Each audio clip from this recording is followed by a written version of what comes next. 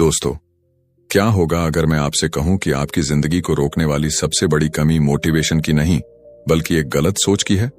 क्या आपने कभी नोटिस किया है कि जिस दिन आप मोटिवेटेड महसूस करते हैं उस दिन आप दुनिया जीतने की बातें करते हैं, और जिस दिन मूड नहीं होता उसी गोल को आप कल पर टाल देते हैं? सच्चाई थोड़ी कड़वी है। अगर आपकी सक्सेस मोटिवेशन पर डिपेंड करती है तो आपका फ्यूचर हमेशा अनसर्टेन रहेगा, क्योंकि मोटिवेशन एक फीलिंग है और फीलिंग्स बदलती रहती हैं। डिसिप्लिन एक डिसीजन है और डिसीजन आइडेंटिटी बनाता है।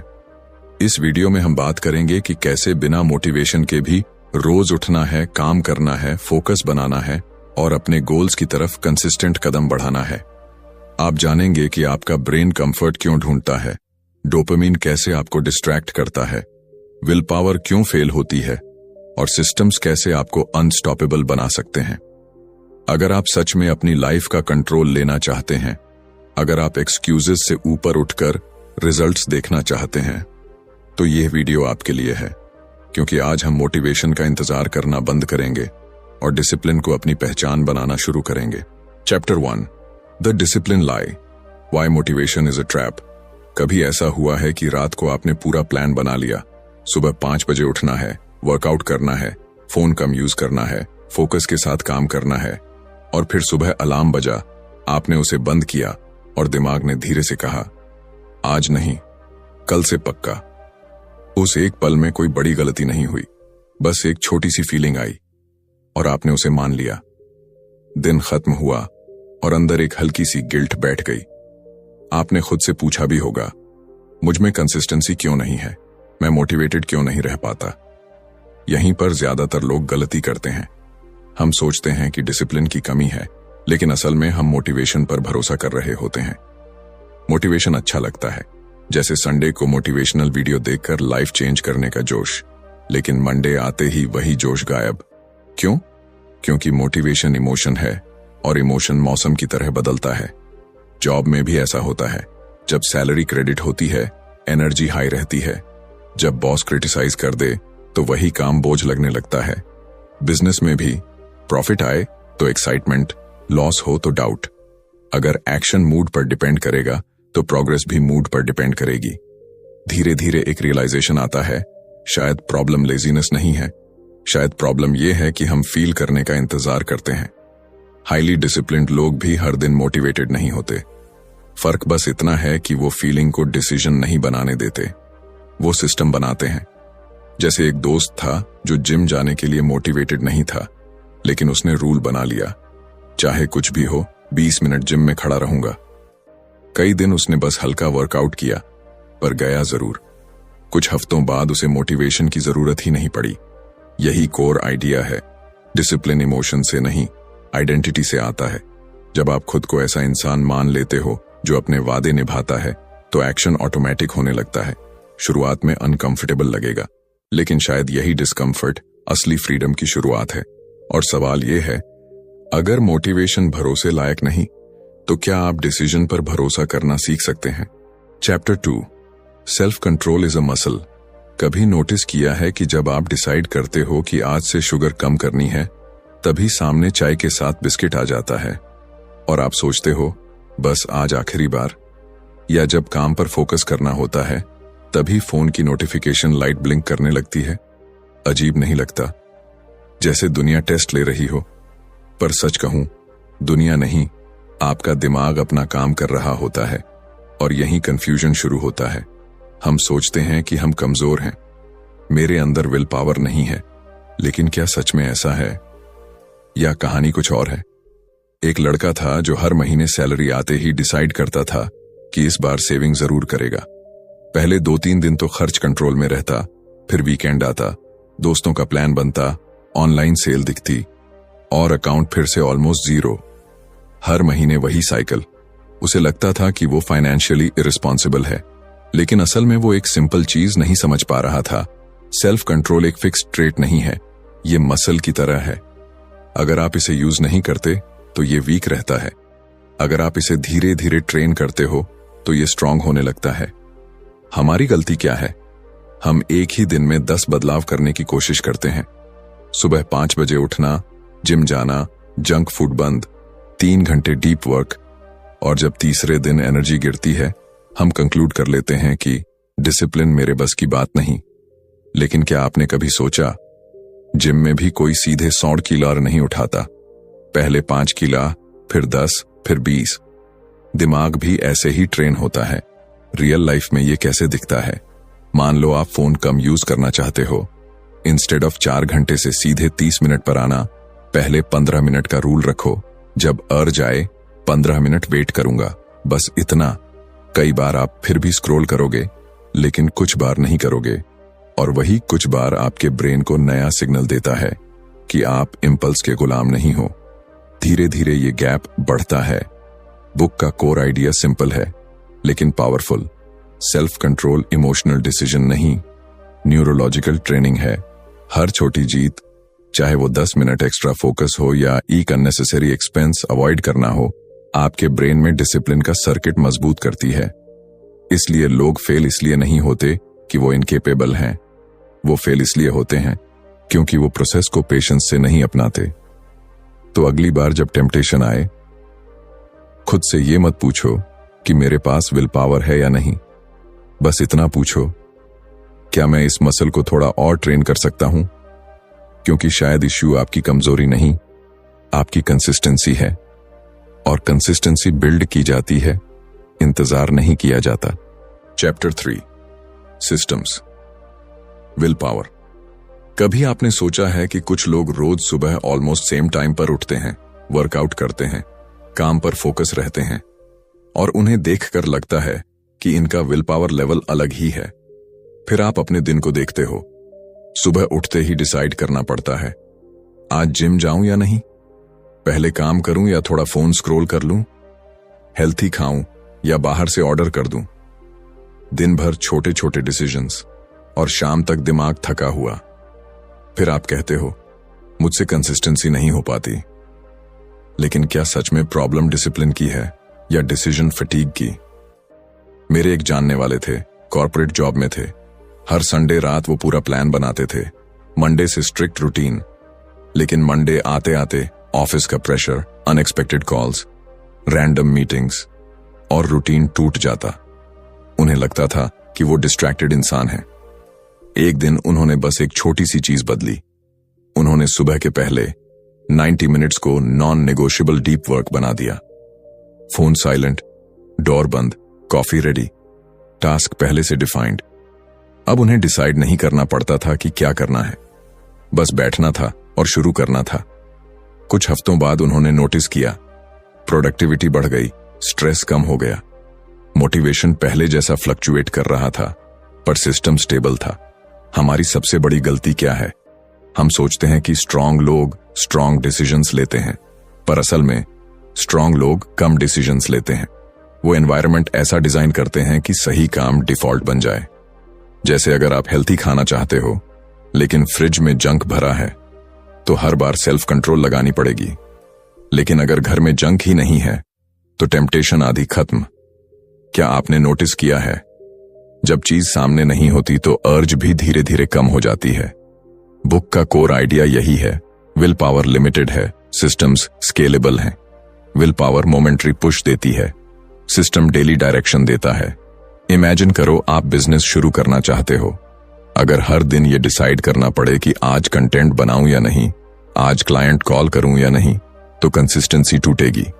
लेकिन अगर कैलेंडर में फिक्स्ड स्लॉट है, रिमाइंडर सेट है, टेम्पलेट रेडी है, तो एक्शन ऑटोमेटिक हो जाता है। धीरे धीरे डिसिप्लिन एफर्ट नहीं, रूटीन बन जाता है। WHI लोग यहां फेल करते हैं क्योंकि वो गोल पर फोकस करते हैं, प्रोसेस पर नहीं। वो सोचते हैं मुझे 10 किलोग्राम वेट लूज करना है, लेकिन ये नहीं सोचते कि मेरा डेली सिस्टम क्या होगा। वो कहते हैं मुझे पेज सेव करने हैं, लेकिन ऑटो ट्रांसफर सेट नहीं करते। डिजायर स्ट्रांग है, डिजाइन वीक है, और जब डिजाइन वीक होता है तो टेम्पटेशन जीत जाता है। हाउ इसे अप्लाई करें? छोटे सिस्टम से शुरू करो।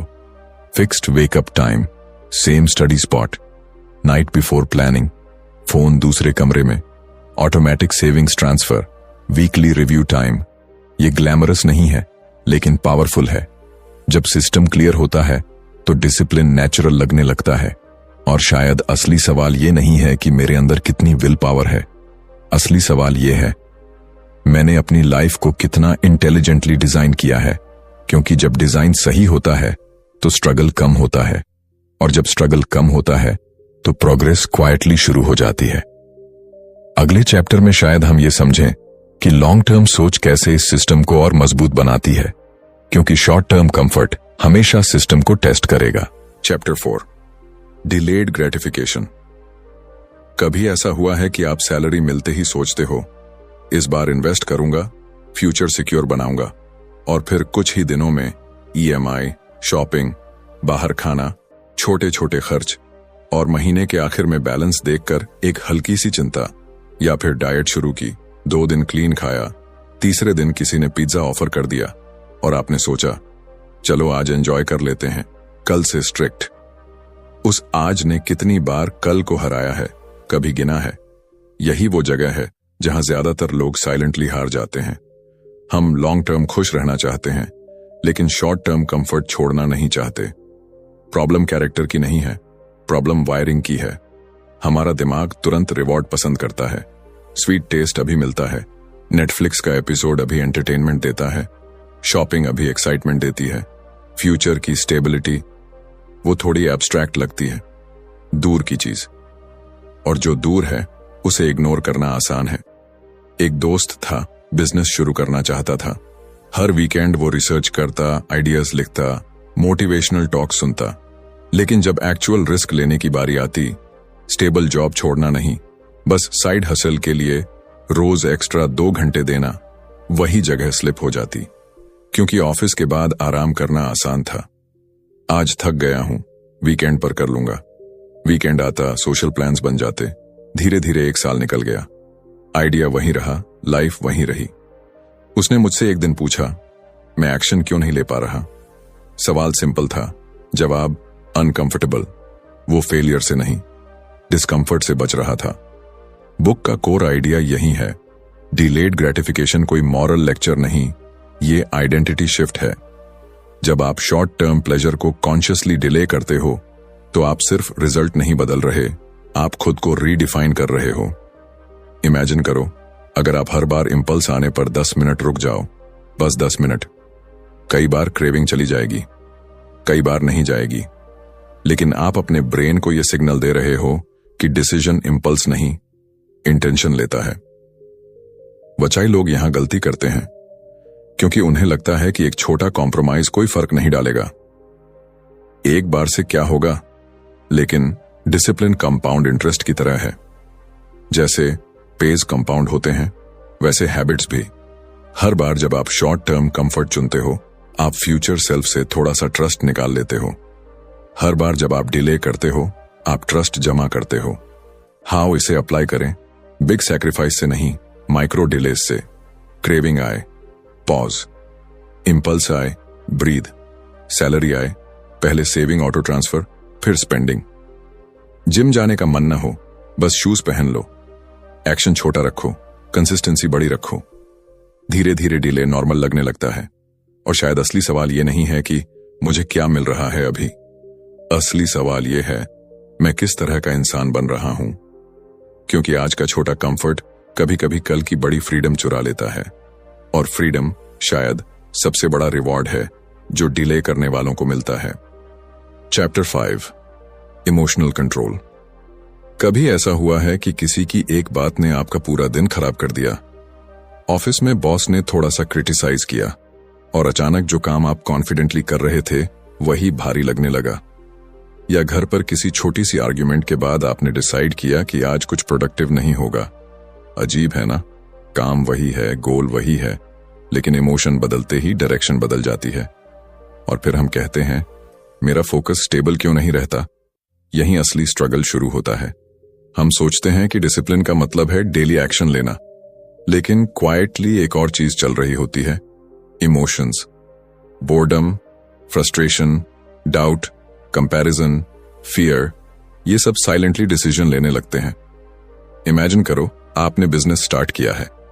पहले महीने एक्साइटमेंट हाई, दूसरे महीने सेल्स स्लो हो गई। अंदर एक वॉइस आती है, शायद ये मेरे बस की बात नहीं। अगर उसी मोमेंट पर आपने इमोशन को फाइनल वर्डिक्ट मान लिया तो एक्शन रुक जाता है और बाहर से देखने वाले कहते हैं कंसिस्टेंसी नहीं थी, पर असल में कंसिस्टेंसी इमोशन से हार गई थी। वचाई लोग यहां गलती करते हैं क्योंकि उन्हें सिखाया ही नहीं गया कि इमोशन टेम्परेरी है। हम इमोशन को फैक्ट मान लेते हैं। मुझे कॉन्फिडेंस फील नहीं हो रहा, मतलब मैं कैपेबल नहीं हूं। मेरा मन नहीं है, मतलब मुझे रेस्ट चाहिए। हर बार इमोशन सिग्नल देता है और हम उसे कमांड समझ लेते हैं। लेकिन क्या आपने नोटिस किया है, कई बार आप काम शुरू करते हो बिना मन के और 20 मिनट बाद वही काम स्मूथ लगने लगता है। तो फिर शुरुआत में जो रेजिस्टेंस था वो क्या था? एक लड़का प्रिपरेशन कर रहा था कॉम्पिटिटिव एग्जाम की। कुछ दिन फुल फोकस, कुछ दिन बिल्कुल जीरो। उसे लगता था कि वो इनकंसिस्टेंट है। बाद में उसने बस एक सिंपल एक्सपेरिमेंट किया, रूल बना लिया, मूड चाहे जैसा हो मैं 30 मिनट पढ़ूंगा, बस 30। कई दिन वो इरिटेटेड होकर बैठता, कई दिन बोर्ड। लेकिन इंटरेस्टिंग बात यह हुई कि 30 मिनट के बाद कई बार फ्लो आ जाता। उसे समझ आया कि प्रॉब्लम मोटिवेशन नहीं थी, प्रॉब्लम इमोशन की इंस्टेंट रिएक्शन थी। बुक का कोर आइडिया यही है, डिसिप्लिन एक्शन से पहले इमोशनल अवेयरनेस है। आपको इमोशन को हटाना नहीं है, बस उसे ऑब्जर्व करना है। जब बोर्डम आए, खुद से पूछो, क्या ये सिग्नल है रुकने का या बस डिस्कंफर्ट है? जब डाउट आए, पूछो, क्या ये फैक्ट है या सिर्फ फियर? ये छोटे सवाल इमोशन और एक्शन के बीच स्पेस बना देते हैं और उसी स्पेस में कंट्रोल पैदा होता है। हाउ इसे रियल लाइफ में अप्लाई करें? इमोशनल पॉज प्रैक्टिस करो। रिएक्शन तुरंत मत दो। 5 deep breaths, 10 minute delay. Journal में 3 लाइन लिखो कि अभी कैसा फील कर रहे हो। ये चाइल्डिश लग सकता है, लेकिन यही मैच्योरिटी है। धीरे धीरे आप नोटिस करोगे कि इमोशंस आते जाते रहेंगे, लेकिन आपका सिस्टम स्टेबल रहेगा। और शायद डिसिप्लिन का असली मीनिंग यही है, इमोशन को सप्रेस करना नहीं, उसे समझकर भी आगे बढ़ना। क्योंकि जो इंसान हर मूड के साथ डायरेक्शन बदलता है वो कभी डेस्टिनेशन तक नहीं पहुंचता। लेकिन जो इंसान मूड को पैसेंजर बना देता है, ड्राइवर नहीं, उसकी जर्नी अलग ही लेवल की होती है। और अगला सवाल शायद यही है, जब इमोशन कंट्रोल में आ जाए तो आइडेंटिटी कैसे बदलती है? Chapter 6, identity shift. कभी आपने नोटिस किया है कि कुछ लोग हेल्थी खाने की कोशिश नहीं करते, वो बस हेल्थी खाते हैं? कुछ लोग पेज सेव करने की कोशिश नहीं करते, वो नेचुरली सेविंग कर लेते हैं। और कुछ लोग फोकस रहने की कोशिश नहीं करते, वो बस फोकस्ड रहते हैं। क्या फर्क है उनमें और बाकी लोगों में? स्किल, लक या कुछ और? अक्सर हम गोल को चेस करते हैं लेकिन आइडेंटिटी को इग्नोर कर देते हैं। हम कहते हैं मुझे फिट होना है, मुझे सक्सेसफुल बनना है, मुझे डिसिप्लिन्ड बनना है। लेकिन अंदर से हमारी सेल्फ इमेज कुछ और होती है। मैं तो थोड़ा लेजी हूं, मैं कंसिस्टेंट नहीं रह पाता, मैं इमोशनल हूं। और फिर एक्शंस भी उसी आइडेंटिटी को फॉलो करते हैं। कभी सोचा है, अगर आप खुद को ही सीरियस नहीं लेते तो आपकी हैबिट्स आपको कैसे सीरियस लेंगी? एक आदमी था जो हर साल रेजोल्यूशन बनाता था, इस बार बिजनेस ग्रो करूंगा। कोर्सेज खरीदता, प्लानर्स बनाता, स्ट्रेटजीज सीखता। लेकिन जब रिस्क लेने का मोमेंट आता, वो पीछे हट जाता। डीप डाउन वो खुद को एम्प्लॉय माइंडसेट वाला इंसान मानता था।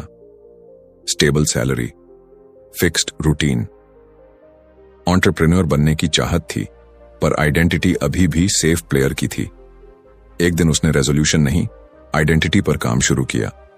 उसने खुद से कहना शुरू किया, मैं डिसिप्लिन्ड बिजनेसमैन हूं।